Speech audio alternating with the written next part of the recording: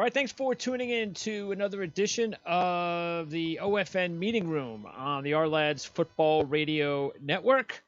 And before we talk Tennessee Titans football, I want to remind everybody to order your Our Lads Draft Guide, 39 years and counting. Yes. So you can go to ourlads.com, believe it or not, to get your Our Lads Draft Guide. So check that out, and you won't be sorry. Okay, so let's find out how the Tennessee Titans have been doing this offseason with Justin Mello from USA Today's Draft Wire and SB Nation's Music City Miracles, covering all things NFL Draft and Tennessee Titans. Nice to speak to you again, Justin. Thanks for having me on, Greg. Pleasure's all mine. And you are looking better and better. You are aging so well, my friend. Well, doing my best during these crazy times.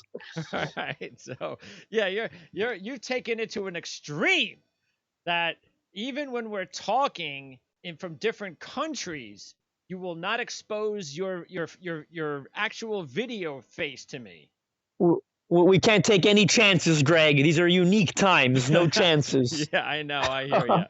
All right, Justin. So let's talk Tennessee Titans football. And the team went out on defense and signed Vic Beasley and Jack Crawford. They tagged Derrick Henry. Of course, that's big news. Pick number 29. Anytime your team gets pick number 29, you're feeling good about what happened the previous season. But let's start with the Derrick Henry tag. What's going on there as far as, eventual long-term deal? Will that be all worked out? Yeah, Greg, I'm very confident that the Titans will get something done long-term with Derrick Henry. I think that's been the thinking within the organization this entire time. I believe the reason they used the franchise tag on him, of course, was to beat that deadline, right? They had to get a deal done by a certain time, and applying the franchise tag certainly buys you time to get a long-term deal done. Derrick has already signed a tender, so there will be no holdout. There's no controversy there with this deal. He's officially on the franchise tag, a one-year deal. He'll be at camp, albeit we'll see what happens with camp, as this situation continues to progress. But once July hits, the middle of July, the Titans can negotiate a long-term deal with Derrick Henry, and I believe that they will have a long-term deal done. I imagine something that comes in the range of 3 years, $35 million. I'd say something that's going to pay him around $12 million annually a year. I don't think he's going to reach the deal that Christian McCaffrey just got in Carolina, but ultimately I do think that the Titans get something done with Derrick to keep him in Tennessee long term. Okay, the team lost Dion Lewis to free agency, so does that mean that they're going to be looking for his replacement in the draft? I do. They actually released Dion Lewis, so it wasn't a situation where they let him walk.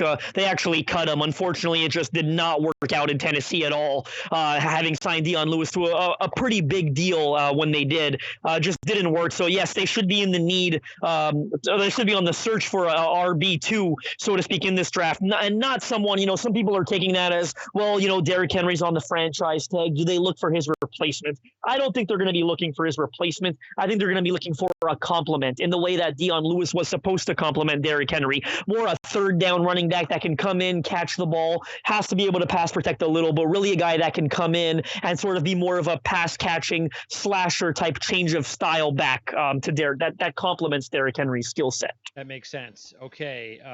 Ryan Tannehill. Now, wow. Incredible season for Ryan, and give him a lot of credit for everything he's been through, the injuries and so forth. Look, I don't know. First of all, can you pinpoint one specific thing besides a really good running game of why Ryan Tannehill had the success with the Titans last year compared to his previous years in Miami? Yeah, I just think it's the case of a player finally getting into a situation that benefits him. I think players, a lot of times, can succeed or fail based on what's around them. I truly believe that organizational structure can often lead to the success or downfall of a player. And we know how bad things were in Miami, right? We've seen all the stories with Adam Gase and just how terribly things went for that franchise. I think it's a situation where a veteran guy comes in, he's had a chance to really learn from what's happened happened in the past, and it just ends up being a perfect marriage. Offensive coordinator Arthur Smith ends up designing an excellent offense that really took advantage of Tannehill's skill set. They did a lot of, of course, everything was sort of done off the run game, right? Those long first and second downs, you had Derrick Henry running the ball with such high success that it allowed Ryan Tannehill to really play within the system and take advantage of that. And they really, really took advantage of the play action game. Now, that's not to say that Ryan Tannehill was a game manager. I think that's a disrespectful term when describing the season that he had. No, Ryan Tannehill came in and led the Titans from one of the worst offenses in the league to one of the best offenses in the league. That doesn't make you a game manager. A game manager is a guy that, is able to win a game 13-10 because the defense is dominating.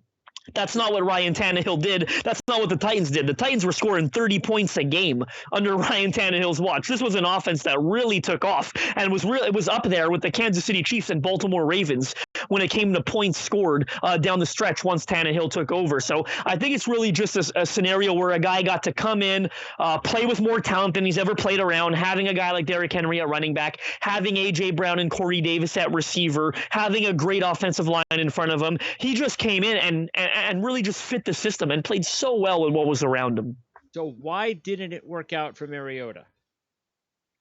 I think it's the opposite. I think there are a few things that went wrong with Mariota. I think, throughout the early part of his career, I think he was certainly set up for some success, but I think everything changed once he suffered that horrific leg injury at the end of the 2016 season. If you remember that year, that was the best year Mariota had as a pro. He threw something close to 30 touchdowns and had less than, I believe it was 10 interceptions that season. He was terrific that year, but unfortunately he suffered a serious leg injury during week 16 of that season, and he was never the same. The following year that he came back was what he would end up being the final year that he played under head coach Mike Mularkey and offensive coordinator Terry Robisky. He just looked like a shell of his former self. That they cleaned house that offseason. They brought in Mike Vrabel and Matt LaFleur to be the offensive coordinator, trying to get more out of Mariota, trying to get him back to the player that he was prior to the leg injury, and that didn't work out. We saw the same quarterback that was playing almost scared in the pocket, truthfully. He looked like he was overthinking things, was not hitting things on time, was holding onto the ball too long. He always looked sort of shell-shocked from that injury, truthfully. What did they do? Again, they fired, Matt LaFleur took the head coaching job in Green Bay. They were forced to change offenses once again. They brought in Arthur Smith and said Mariota's going to have a chance to play in a system that he's used to. It was his fifth play caller. Arthur Smith was the fourth offensive coordinator overall in Tennessee during Mariota's time. And really the motivating factor behind the hire was Arthur Smith was hired from within. Mariota already knew him. They did everything they could to try to put Mariota into a safe space, despite having to change coaches so often. It didn't work out. We saw how bad the offense was the first 8 weeks of the season. Tannehill comes in, everything changes. I really think injuries and a constant change of offense is really what ultimately led to Mariota's downfall in Tennessee. Okay, so what's the future like, say, 2 to 4 years down the road at quarterback, and are they going to? Do you think that they should add some sort of middle round quarterback, whether it be just in case Ryan Tannehill had one good year and that's all, or just bottom line, you don't really have much behind Tannehill anyway? No, yeah, I do think they should draft a quarterback in the middle rounds. I certainly wouldn't take one earlier than round 3. I would actually probably look one at round 4 or 5 if I was the Titans. Currently, the backup, there's only one other quarterback on the roster. That's Logan Woodside, who, again, he's been there. He's been on and off within the roster. He knows the system. They like the way he prepares, but he has never been their actual number 2 quarterback. So it really depends on how comfortable they are with him as the backup. But ultimately, I do think they need to protect themselves, in case chance that, look, they're all in on Ryan Tannehill, right? They gave him a 4-year, $118 million deal for a reason. But I do think it would make sense that they draft someone in the middle rounds in case that sort of situation, crashes and burns. I would look at a guy like James Morgan out of FIU, who they have met with. I think it would make a lot of sense as a developmental project on the early part of day 3. Okay, you mentioned a couple of the receivers, and definitely you have a good top 3. We have Brown, you have Davis, and then you've got Humphreys in the slot. But with Sharp gone, the depth is an issue. This is a deep class of wide receivers. Also, the team, and we'll get into other aspects of special teams, which kind of looked like a disaster last year. But the return game also just didn't present anything. So, is it a possibility that they're looking for a receiver somewhere early enough that also might be able to help out in the return game?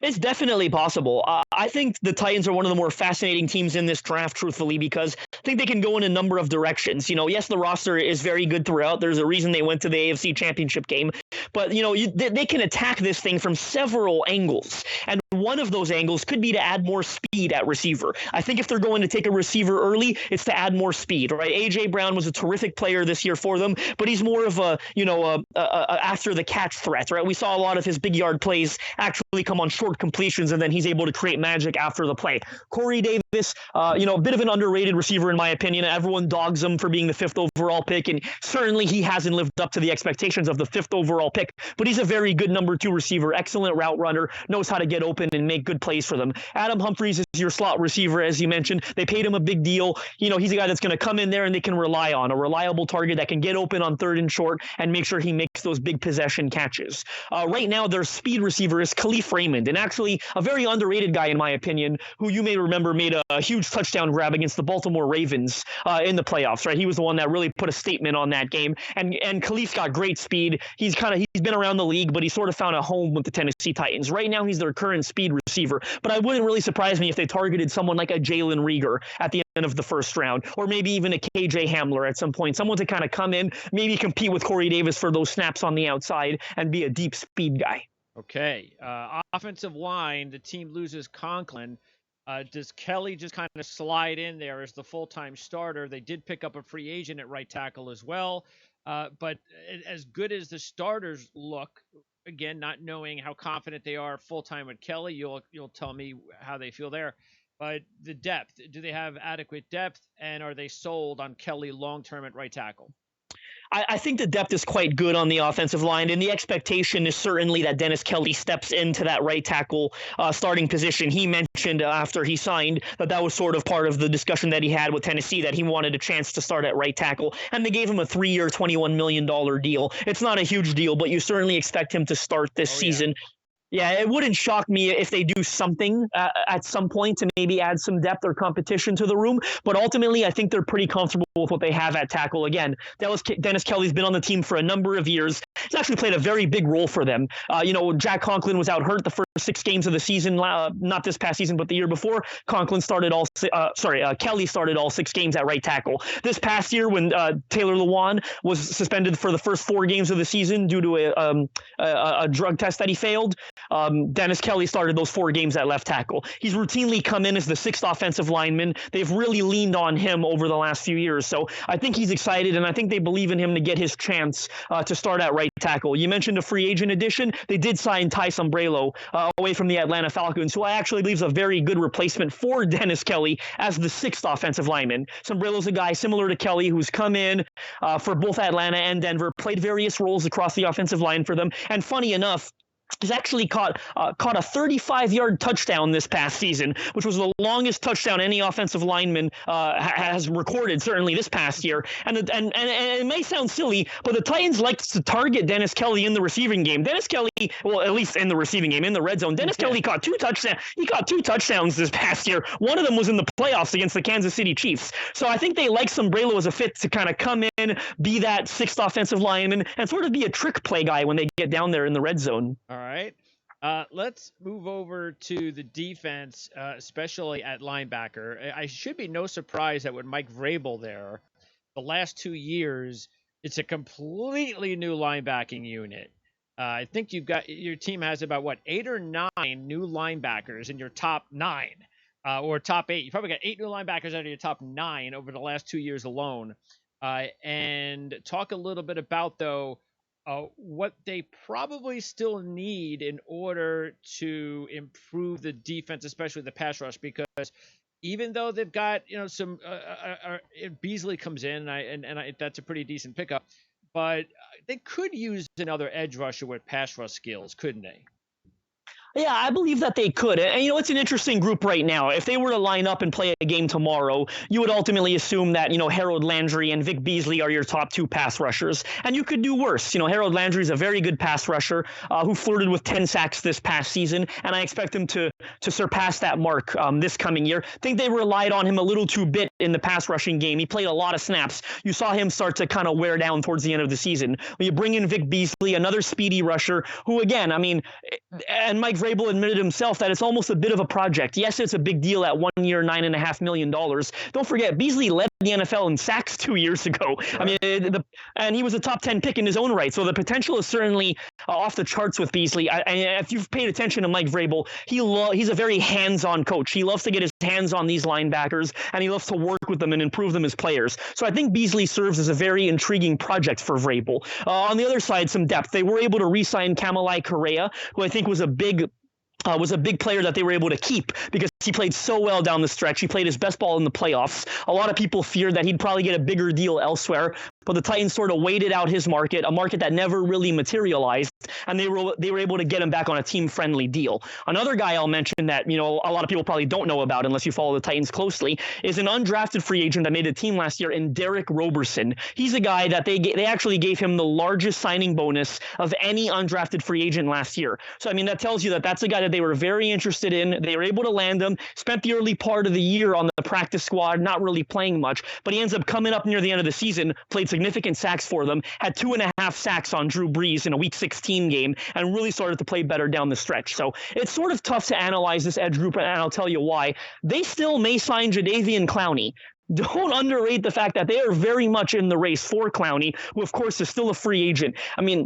I couldn't tell you, unless you paid attention to this team, the Titans do not comment on players that are not a part of the roster. It is very atypical to how much both general manager John Robinson and head coach Mike Vrabel have been willing to discuss Jadeveon Clowney lately. His name keeps coming up in conference calls. They keep asking them about him. And it would be very typical for them to say, we're going to talk about the guys who are on this roster.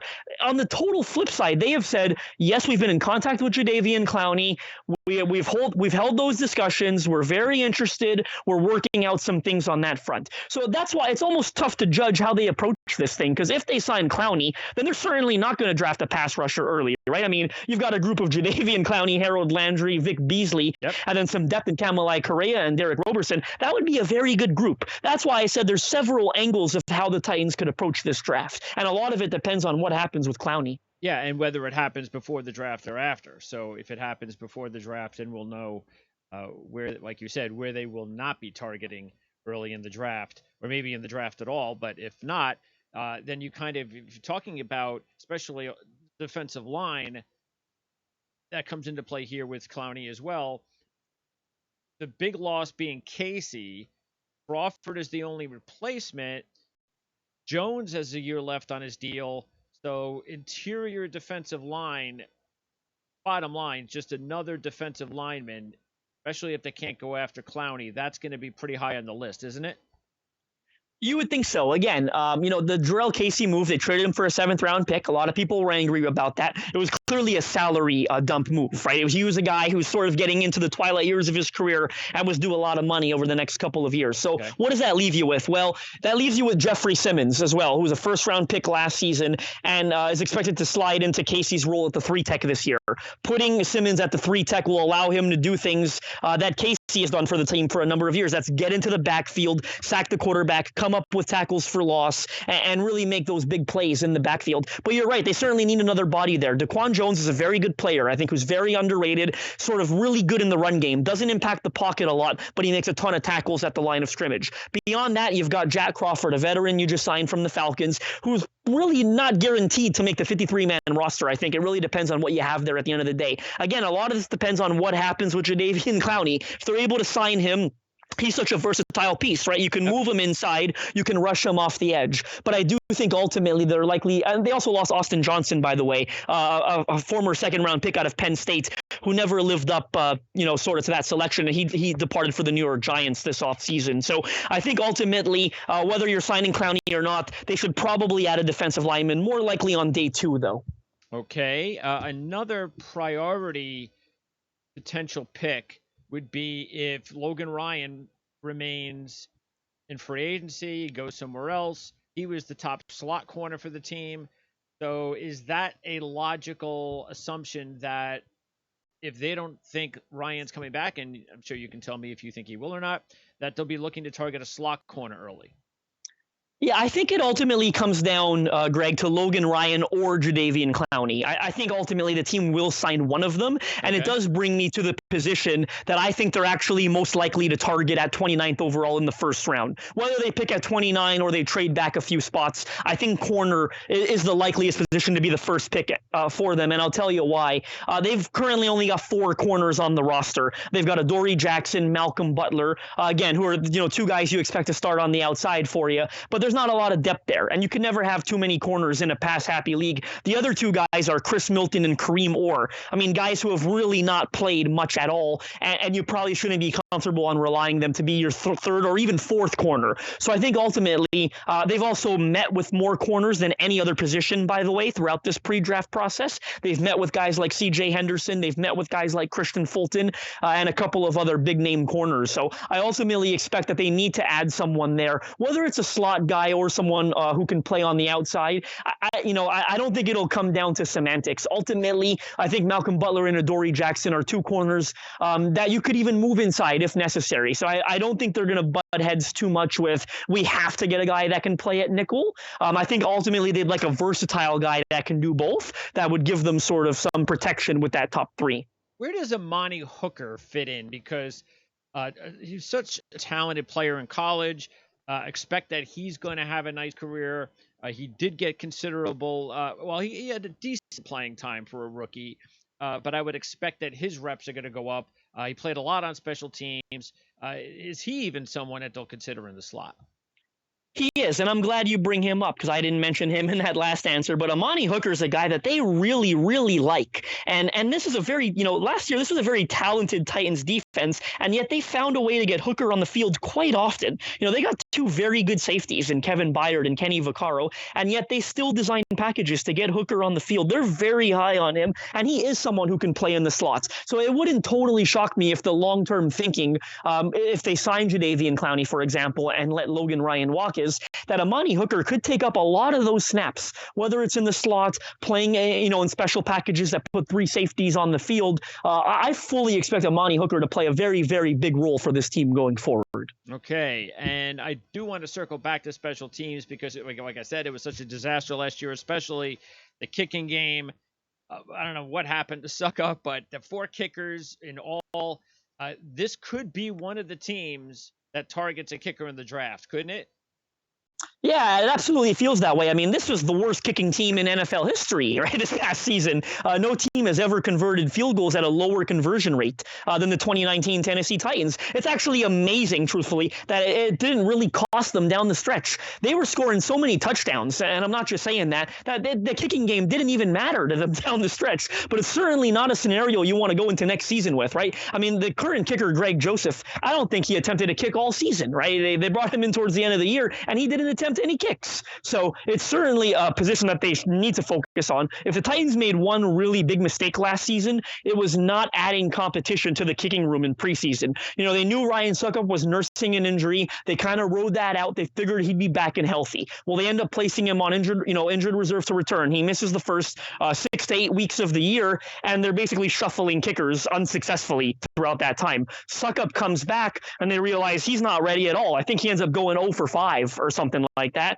They put him back on IR, and they end up with Greg Joseph, who doesn't really attempt any kicks all season. So this is certainly a team that needs to find a kicker. I mean, certainly Greg Joseph can come back and sort of compete for that spot, but you'd like to think they're either going to draft one on day 3. Rodrigo Blankenship from Georgia, I think would make a lot of sense, or potentially assign someone as a high priority free agent, undrafted free agent. And lastly, I gotta imagine that the fan base is just giddy with the direction of Mike Vrabel as their head coach.